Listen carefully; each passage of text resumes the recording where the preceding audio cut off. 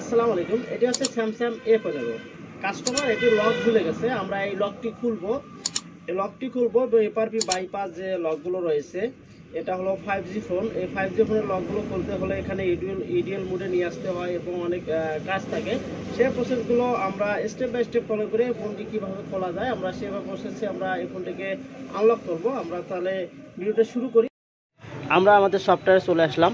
সফটওয়্যারে এসে এখানে স্যামসাংয়ে যাব। স্যামসাংয়ের টেস্ট পয়েন্টে দেখব যে আমাদের টেস্ট পয়েন্ট কোনো কিছু আছে কি না। যদি আমার টেস্ট পয়েন্ট থাকে তাহলে মোবাইলটি আমরা খুলে নিব। আমাদের এই মোবাইলে দেখা যাচ্ছে যে টেস্ট পয়েন্ট রয়েছে। টেস্ট পয়েন্ট আমরা দেখে নিচ্ছি। ঠিক ডিসপ্লে র্যাবনের পাশেই এখানে দুটি পয়েন্ট রয়েছে। এটি শর্ট করতে হবে। শর্ট করার পর এই কারেন্ট হবে, ইডিএল মোডে চলে যাবে। তো আমরা এখন সফটওয়্যারে দিলাম যে A15 সার্চ আছে উপরে। A15 দিয়ে আমরা ফ্যাক্টরি রিসেট বা এফআরপিতে দিয়ে দিছি। আমরা এখন মোবাইলটি কানেক্ট করব। মোবাইলটি কানেক্ট করার জন্য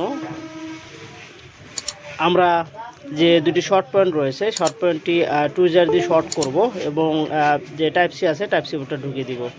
আমাদের দেখেন কানেক্ট হয়ে গেছে। যেহেতু আমাদের কানেক্ট হয়ে গেছে, এখন আমাদের সফটওয়্যারটি হচ্ছে। আমরা একটু ওয়েট করব। ওয়েট করে দেখব আমাদের সফটওয়্যারটি কমপ্লিট হয় কি না।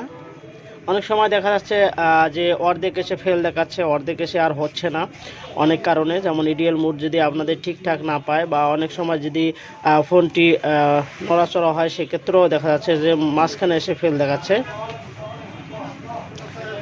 ইনশাল্লাহ সব দিকে হয়ে যাবে মনে হচ্ছে। তারপর একটু ওয়েট করি, শেষ পর্যন্ত ওয়েট করি। দেখেন আপনাদের কুইক ফরম্যাট হচ্ছে কিনা আমরা দেখি একটু। হ্যাঁ, আমাদের কুইক ফরম্যাটও হয়ে গেছে আলহামদুলিল্লাহ। কুইক ফরম্যাট সব কিছু কমপ্লিট। আমরা এখন ফোনটিকে চালু করব। ফোনটিকে চালু করার দোকানে আপনাকে ভিডিওটি আমরা দেখাচ্ছি।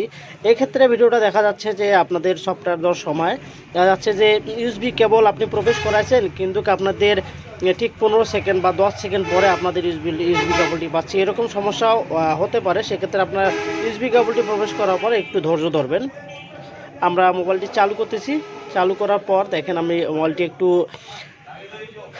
শর্টকাট করে দিয়েছি, একটু ফাস্ট করে দিয়েছি। ফাস্ট করে আপনাদেরকে দেখানোর সুবিধার্থে, যাতে সময়টি কম লাগে। এভাবে আপনারা যে কোনো মোবাইল সফটওয়্যার দিতে পারবেন। ইডিএল মোড আপনাদেরকে বুঝতে হবে যে ইডিএল মোডে আপনাদেরকে যে কোনো মোবাইল সফটওয়্যার দিতে গেলে ইডিএল মোডে নিয়ে আসতে হবে। অনেক সময় ফাস্টবুট মোডে নিয়ে আসতে হয়, রিকভারি মোডে নিয়ে আসতে হয়।